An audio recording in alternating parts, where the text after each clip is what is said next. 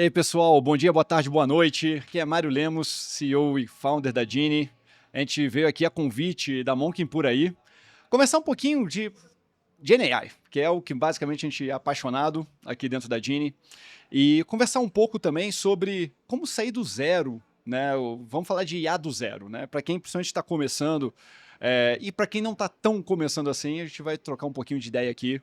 E quem está comigo hoje aqui é o Léo, CTO da Gini. Ô pessoal, tudo bem? É um prazer estar aqui com vocês. A gente está aí nessa jornada de IA generativa praticamente desde que teve o boom, e a ideia é gerar alguns insights interessantes aí com as experiências que a gente tem tido, né? Vamos embora.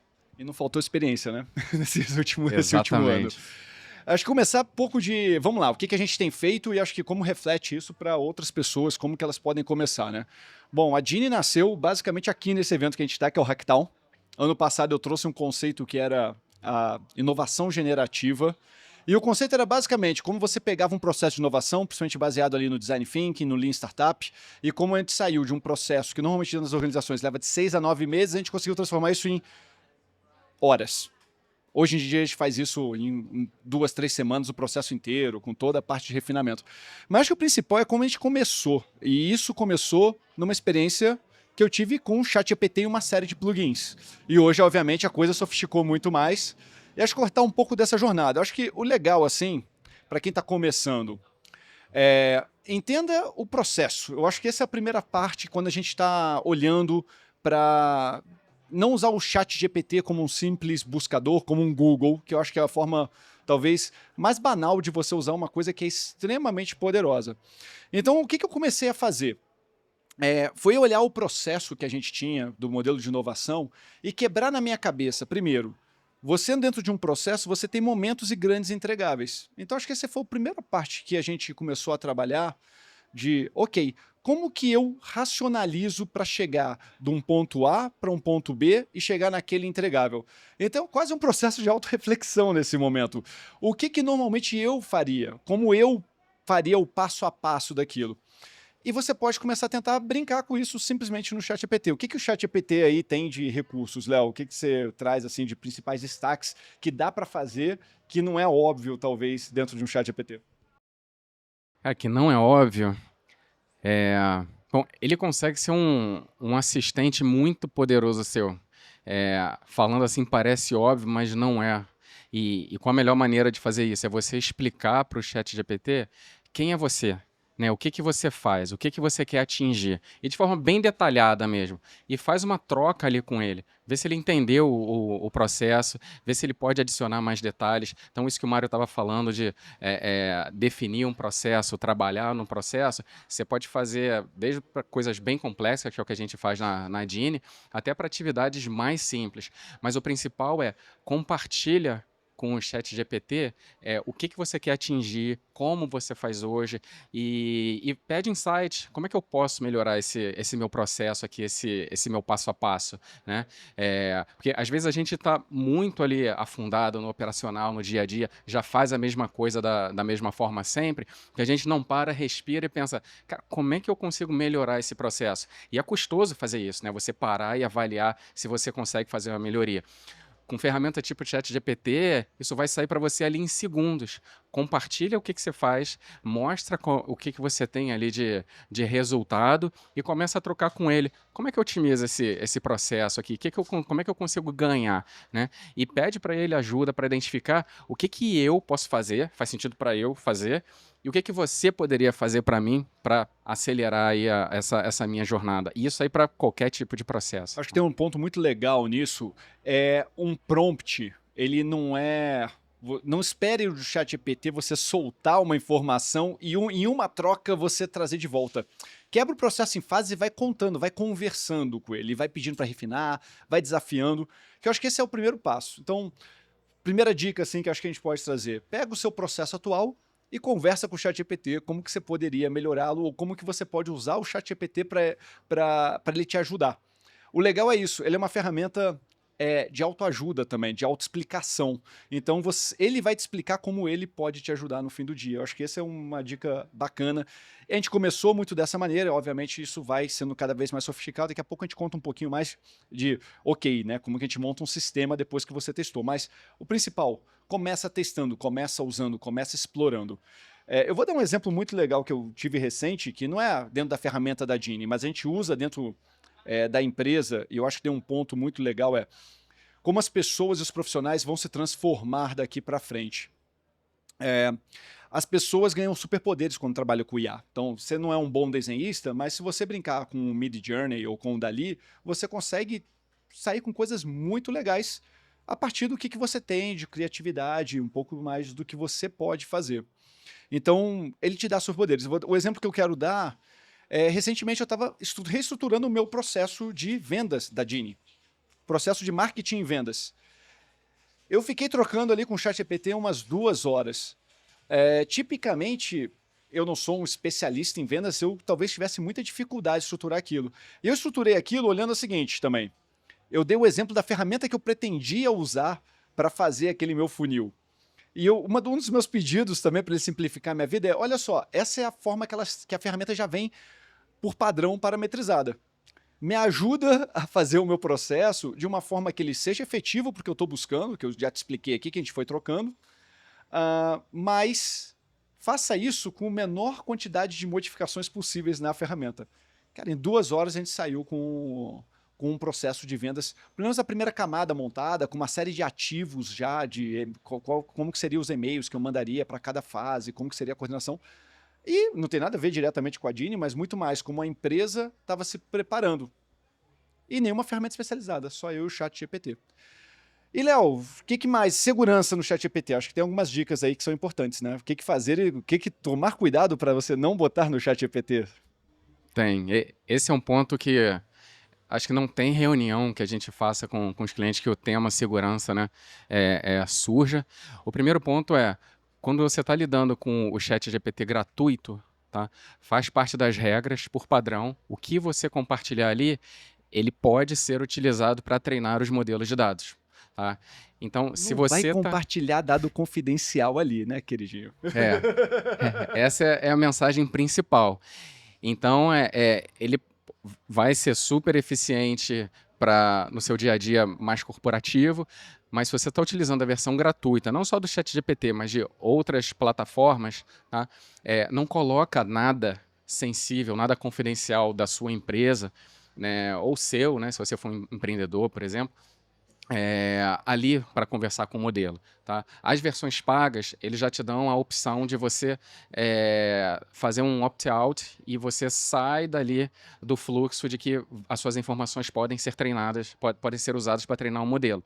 E se você tiver já num nível que você está construindo uma aplicação, e aí você vai utilizar as APIs, aí nesse você cortou de vez. Nada do que você passar ali, pelo menos é o que está nas regras, né? É o que está ali no contrato que você assina não só com a OpenAI, mas com o Google, com a Anthropic, é que via API o que você transitar de informação não vai ser utilizado para treinar os modelos, tá? Então esses são os pontos principais, assim, tá usando uma coisa gratuita, usa de caixinha de areia, sandbox ali para testar, para brincar, mas não coloca nada confidencial.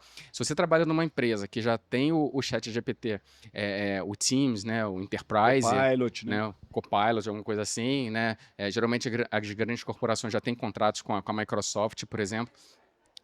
Então você já consegue ficar mais seguro de que o que você compartilhar, ele está assegurado, não vai ser utilizado para treinar um modelo. Mas ainda assim, entenda com a sua empresa qual que é a política de uso de IA generativa. O que você pode fazer e o que você não pode. Tá? Porque não é porque você tem acesso lá ao ChatGPT, né, corporativo, que você pode colocar qualquer coisa. Provavelmente, o time de governança de dados, segurança, já criou ali alguma política de boas práticas do que você pode ou não utilizar ali. Tá? Acho que reflete muito o que a gente viveu, e acho que as empresas já têm um pouco mais de maturidade em relação ao que você tem como, por exemplo, política de redes sociais. O que você pode postar, o que você não pode postar no LinkedIn. As empresas aos poucos vão cada vez mais criando esses playbooks de o que pode, o que não pode fazer. Mas é importante estar ciente de a ferramenta que você está usando, se ela pode ou não pode treinar dados. Acho que esse é o principal ponto. E se você vai usar um pouco mais profissional, vale insistir um pouco com a organização para você ter acesso a uma dessas ferramentas pagas que não treinam. A gente internamente a gente usa o ChatGPT Teams quando a gente vai brincar de coisas, fazer sandbox, porque ela está lá muito, muito claramente citando que tudo que está sendo escrito ali não está sendo treinado ou não será utilizado para treinamento no futuro. Então, acho que esse é um cuidado que a gente sempre tem que ter. Então, primeira dica foi o tema de pega seu processo, bota lá dentro, testa coisas. A segunda é um pouco de como que você lida com essa segurança. Mas, assim, não precisa ter medo, né? Não acho que é uma coisa que... Saiba, entenda as regras e use, mas use consciente. Eu acho que também não... Tem muita gente que está criando um demônio em cima disso. Meus dados vão ser treinados e não acho que é por aí também. Dá para fazer muita coisa com muita segurança, sim, utilizando o GenAI. É isso. E último ponto sobre a questão de segurança, até pegando o gancho que o Mário falou de leva para sua empresa, né, tentar uma abordagem de uso, né, de ferramentas desse tipo, pega dados públicos. Se a sua empresa for, por exemplo, de capital aberto e tem lá os relatórios anuais, né, que tem que ser enviados aos acionistas, pega dado ali que qualquer um tem acesso e faz uma brincadeira ali de gerar insights, de pegar, de repente, possibilidades de projeto que a gente pode ter com áreas que a gente está projetando investir no futuro, né? Então, brinca com o que é público só para você começar a gerar insights para a sua empresa. E aí fala, putz, cara, mas como é que eu gero esses insights? Você pode pedir ajuda para o próprio ChatGPT. Explica para ele o que você está tentando fazer, o que tipo de documento que você tem e bota bem claro para ele. Cara, me ajuda a montar aqui uma apresentação, um passo a passo, um fluxo de como é que eu levo você para minha empresa para a gente utilizar corporativamente, né? E, Léo, vamos falar aqui uma sessão de o que mais te surpreendeu nesse último ano brincando com GenAI, ou usando GenAI, né? Eu vou começar aqui com o principal. Cientista de dados, o seu personal cientista de dados.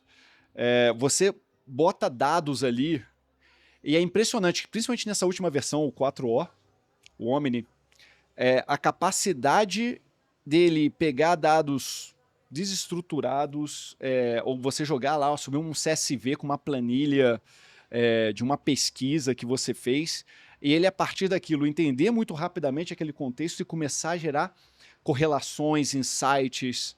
É o cientista de dados pessoal. Pegando assim do meu histórico de consultoria, de tudo que eu já fiz, sistemas, tem coisas que eu fiz com eles assim, 15 minutos, 20 minutos, que eu acho que um cientista de dados dos processos anteriores demoraria 2, 3 semanas para conseguir chegar naquele nível de insight. E, obviamente, um insight ele nunca para por ali. Você sempre, nossa, que legal isso daqui, e você vai botar uma outra pergunta em cima, e essa outra pergunta vai demorar mais 2, 3 semanas para voltar. Então, essa parte eu acho que é sensacional, e isso me surpreendeu muito positivamente quando eu comecei a usar a ferramenta, a brincar com a ferramenta. Tem alguma, assim, que te chamou muito a atenção, Léo? Essa parte do cientista de dados, com certeza. Na verdade, utilizar essas ferramentas como assistente de qualquer tema sempre me surpreende. Você utilizar ele como um assistente para te dar uma sumarizada em documentos muito densos e muito complexos de que você não domina. Dá um exemplo interessante, né? Annual reports, né? Relatórios anuais de grandes empresas, principalmente lá de fora, né? Estados Unidos, que são super densos e existem consultorias que cobram milhares de dólares para interpretar aquele relatório, né, e poder fazer ali umas sugestões de investimento, né, para investidores ali. Então, ela tem um time de consultores, entende o relatório e fala, ó, investe na empresa A aqui, que acho que com o que eles estão pensando para o futuro vai fazer sentido investir. Ó, esquece a empresa B que deu algum problema aqui, esse vazamento de dados. Com o ChatGPT ou outra ferramenta, você consegue ingerir dados muito grandes, você joga esses documentos, né, de dezenas de páginas lá e fala, cara, me gera os primeiros insights. E o que o Mário falou, essa é só a primeira pergunta. Depois você vai aprofundando em cada tema que você quer, em cada tema que você precisa saber. E ali, em alguns minutos, você tem tudo que você precisa. Você não precisa esperar semanas para ter um relatório, né? E depois mais alguns dias, mais algumas semanas para ter devolutivas de outras perguntas que você fez com base nas primeiras respostas. Tá? Mas acho que, para mim, um do tema que a gente trabalha bastante, faz bem parte da realidade, que tem me impressionado cada vez mais, e de fato é a utilização das personas, né? É você conseguir pedir para essas ferramentas de IA generativa interpretar determinado perfil, né? E falar, olha, você Você dá agora é esse vida ao teu perfil. cliente, né? É. Você está colocando ali uma... como é que eu explico? Empresas que têm muita dificuldade de conversar com clientes, eu trabalhei numa farmacêutica, você tinha uma série de políticas de compliance que não permitia, por exemplo, você falar com um paciente, e você dá vida para esse paciente, conseguir conversar com ele, acho que é um pouco da pessoa, né? Desculpa te interromper, continue. Nada. Não, mas acho que talvez seja o tema que mais empolgue a gente, porque é um dos temas que a gente consegue validar se de fato faz sentido ou não, né? É só você valida com uma persona que você já conheça, uma pessoa que você já conheça, né? Coloca as características dela ali e aí bate um papo, faz aquelas perguntas que você já sabe a resposta e compara. Você vai ver que o nível de fidelidade é altíssimo. E você pode testar isso até fora do mercado corporativo. Testa com um personagem de um livro que você gosta, de um filme, de um desenho, e coloca ali, né, alguma coisa de hobby que você gosta, né? Você vai ver que é muito fidedigno. Outra coisa que eu acho muito bacana nessa lei, a persona sintética, para mim, é o digital twin, é você ter o cliente do seu lado o tempo inteiro, e isso serve para várias brincadeiras, né? Uma que a gente tem testado e que foi muito bacana para incluir na plataforma são os agentes, que eu chamo os agentes especiais, os agentes extremos. O que seria isso? É muito difícil para uma organização construir um produto, um serviço, onde você tem a parte de inclusão, né? Fazer uma inclusão de verdade. Eu acho que esse é um dos testes que a gente trouxe aqui para o Hacktown até para mostrar como que isso pode ser feito. Mas como que uma pessoa que tem uma deficiência visual, uma dificuldade visual, uma dificuldade auditiva, um autista, uma pessoa com TDAH, como que essas pessoas vão interagir com a sua solução? Como que essas pessoas vão interagir com o seu serviço? A gente começou a criar essas personas e acho que teve uma evolução muito interessante. A primeira era eles validando uma jornada, né, do serviço do ponto de vista do que precisava ser modificado para ficar mais inclusivo para elas. Mas depois a gente foi levando isso para um outro extremo de, olha, essas pessoas podem fazer uma ideação também, elas podem fazer parte de trazer ideias para qualquer desafio, não estou falando de desafios específicos de inclusão, mas elas vão trazer uma perspectiva muito diferente. Teve uma situação muito curiosa da história, né, que a gente começou a ver, a tela do iPhone, essa tela capacitiva, parte do desenvolvimento dela foi focado em pessoas que tinham dificuldade de habilidade motora mesmo, uma dificuldade, uma restrição mais motora. E a tela surgiu a partir disso. Então tem inovações que, na verdade, a parte de inclusão não é só porque a empresa é legal e quer trazer realmente as pessoas, mas tem uma dificuldade de fazer porque muitas vezes isso é caro, né? Você conseguir essas pessoas, testar com essas pessoas. Mas é porque, de fato, existe uma oportunidade de inovação e de simplificação, de trazer processos que vão servir muito bem para essas pessoas, mas que vão servir extremamente bem para todas as demais. Então é uma fonte de inovação muito bacana para as empresas e você está fazendo uma coisa que é legal do ponto de vista de incluir, de trazer, de abraçar essas pessoas, mas também que isso pode gerar um resultado que seja positivo para todas as demais. Eu acho que essa parte, quando a gente pegou essa parte de personas e levou isso para um extremo, foi muito útil, foi muito legal. Outra coisa que eu queria trazer aqui, Léo, a parte de ideação, né? Uma coisa que é muito questionada é que a IA só faz ideias do que ela já aprendeu no seu treinamento. É isso ou tem mais um pouquinho do que só isso? Acho que é isso, mas minha visão é que tem mais um pouco disso e depende muito da gente, né? O que a gente está colocando para dentro. Então, se você está pedindo para ela simplesmente me gere uma ideia para melhorar o trânsito na cidade de São Paulo. Se for simplesmente isso, né, provavelmente vai ser um pouquinho limitado, né, ali o que ela vai te dar de retorno. Agora, se além disso, você também coloca ali um pouquinho mais de estudos, você traz uma coisa super interessante que é o que dá para fazer, existe alguma solução de problemas que são análogos a isso, né?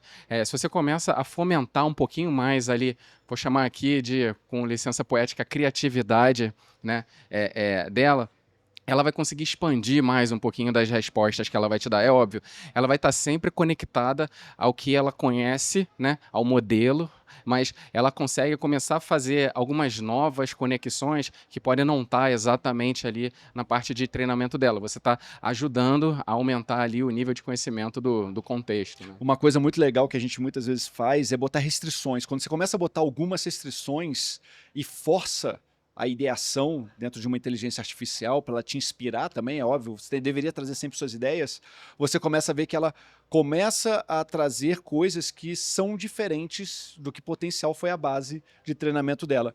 Então sim, ela consegue trazer coisas um pouco além. Se você deixar muito óbvio no piloto automático, vai convergir para o óbvio. O óbvio bem feito também não é uma prática comum nas empresas, então vem coisas bacanas sim, mesmo no óbvio você consegue detalhar isso de uma forma muito rica, muito bem feita, mas ela consegue expandir. Eu acho que essa fronteira ela é muito interessante porque, principalmente quando combinamos humanos com AI, com Gen AI, você consegue ir para um extremo de trazer coisas novas, trazer soluções diferentes para problemas antigos de uma forma muito interessante. E muito mais rápida, ela é muito poderosa para fazer os ciclos. Momento aqui, para pegar um pouco da nossa jornada, saímos um pouco de um momento de quando a gente estava brincando no chat GPT, né, e viramos uma plataforma. Que dicas? Acho que o lado de tecnologia é muito bacana. Para as empresas, para as pessoas que estão começando a explorar esse território, né? E aí, quais seriam os melhores caminhos? Por onde começa? Quais são os recursos os melhores recursos disponíveis para explorar? Você, uma vez já testou, já tem um modelo, o meu processo com esses prompts aqui ficou bem melhor, e agora eu queria começar a criar uma plataforma, criar uma solução que utilize o GenAI como parte dela. Quais seriam as melhores práticas ou coisas bacanas que você pode trazer da sua experiência brincando com muita coisa aí, testando muita coisa? Bacana. Acho que a primeira coisa é ter claro, de fato, o que é o fluxo, né? O que você está fazendo ali, que você precisa fazer com IA generativa, bem do ponto de vista de fluxo de trabalho mesmo, tá? E quando você vai entrar em tecnologia, primeiro entender o que você já tem dentro de casa. Então, se é uma empresa que você já tem contrato com a Microsoft, né, já tem soluções lá no Azure, ou tem com a AWS, ou tem com a Google, já tem com os grandes provedores de cloud, a primeira coisa a testar utiliza os recursos que esses grandes provedores já têm. Tá? Tem até uma questão que a tonja de segurança que a gente falou lá no início, tá? Esses provedores já vão te dar essa segurança assim, por padrão. Né, já são os ambientes mais seguros que a gente tem disponíveis no mercado. E se a sua empresa é cliente desses grandes provedores, ela já vai ter um contrato ali já pré-assinado, você já saiu dessa questão da burocracia. Outra coisa você tem N formas de fazer, né, automatizar esse fluxo. Entende o que você tem de tecnologia já, esse conhecimento, tá, dentro de casa, para fazer as automações com várias APIs, né? Para você colocar para dentro desse seu fluxo de IA generativa, só o que de fato for novidade. Tá? O que eu quero dizer com isso?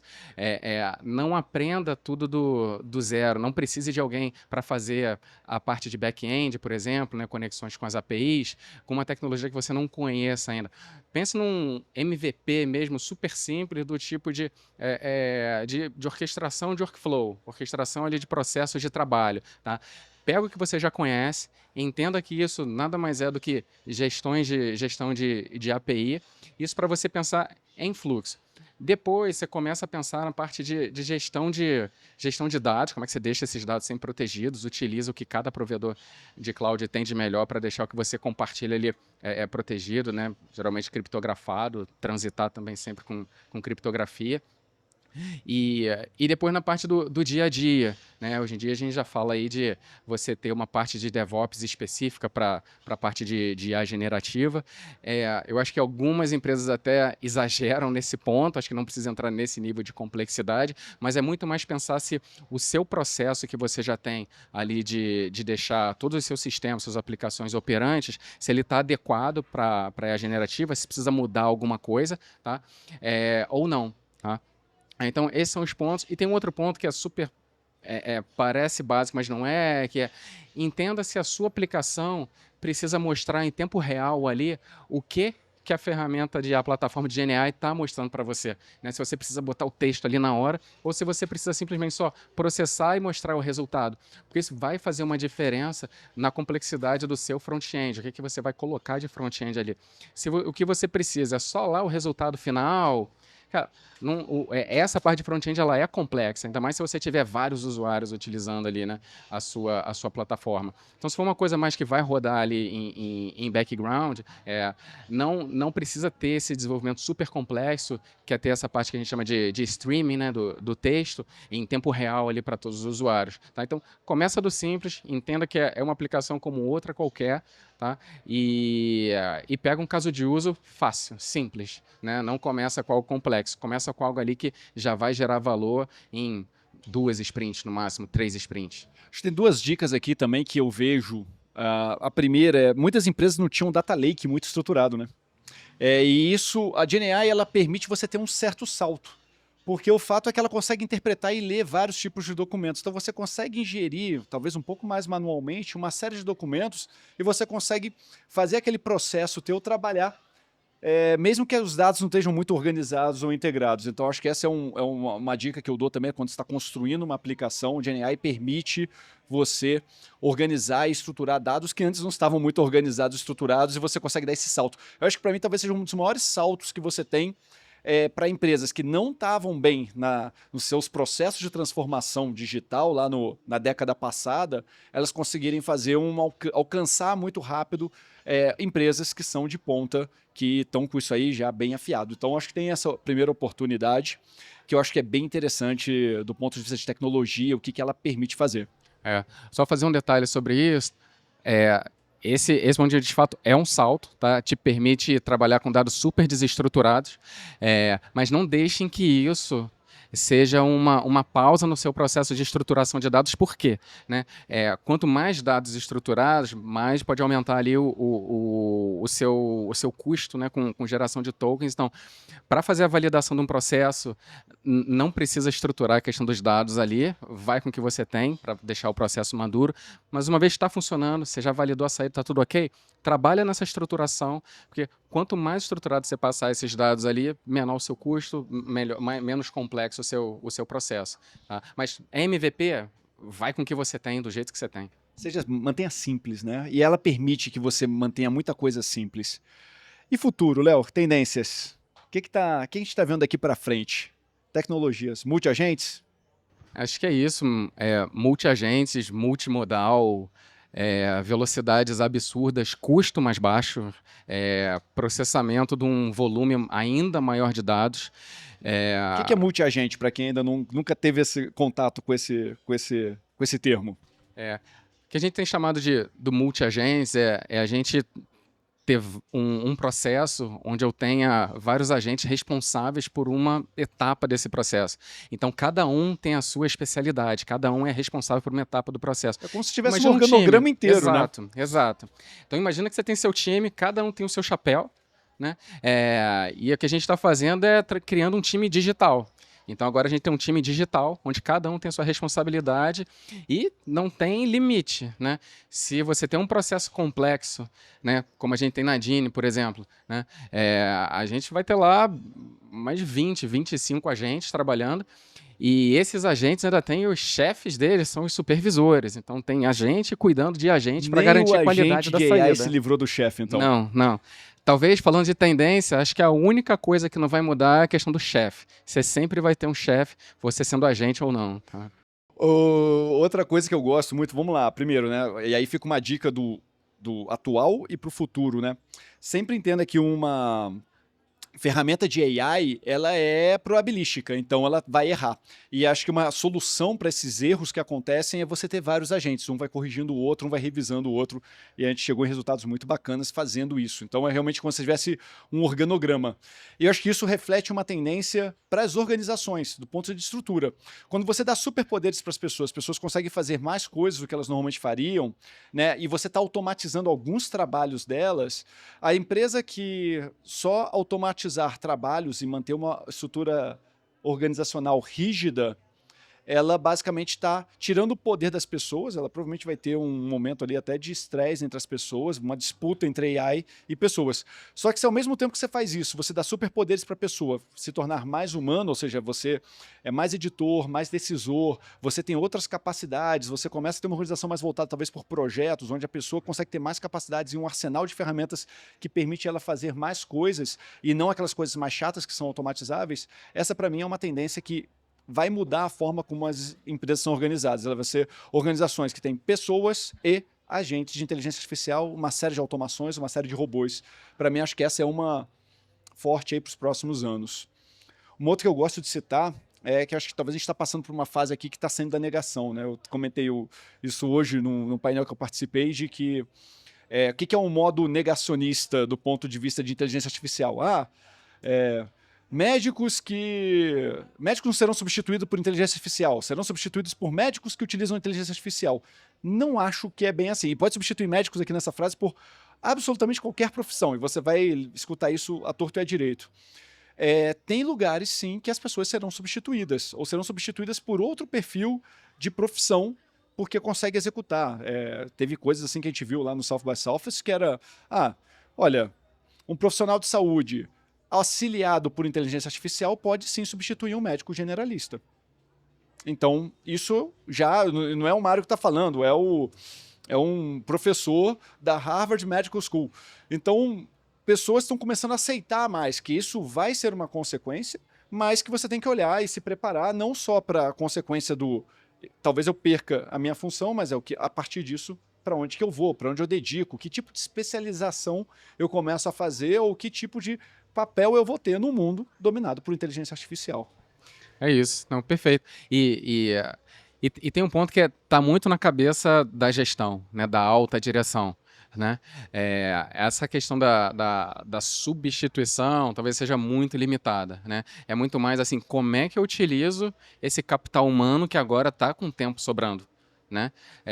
Como é que eu de fato utilizo esse capital humano que agora está acelerado por GenAI. Então, dá um exemplo, eu já trabalhei bastante com automação, bastante com escritórios de advocacia, e eu sei da realidade de alguns advogados júniores, né, que é dura realidade de início de carreira, que eles fazem muito trabalho manual, né, que é o trabalho que o advogado mais sênior tá meio dispensado de fazer. Então, escrever aquela peça, ficar juntando a peça jurídica, tudo isso. Esse é um trabalho que hoje já é realidade, você pode ser acelerado por automação, por GenAI mais ainda, e esse advogado júnior, ele pode agora acompanhar mais um advogado mais sênior numa audiência, ele pode antecipar mais essa entrada dele em advogar de fato, né? em estar ali atuando no que ele foi formado, utilizando ali o que ele tem de maior potencial. É isso. A gente passou algumas dicas, passou um pouco do que a gente tem visto, um pouco de futuro, um pouco do que a gente está batendo de papo aqui nesse Hacktown, nessa ensolaradíssima Santa Rita do Sapucaí, com a temperatura variando de 10 a 28 graus por todo dia, bom para a saúde. E é isso, pessoal, fico por aqui. Obrigado a Monkin por essa oportunidade de a gente bater esse papo aqui com vocês. E até a próxima. Um abraço. É isso, pessoal. Obrigado. Espero que vocês tenham gostado. Tchau, tchau.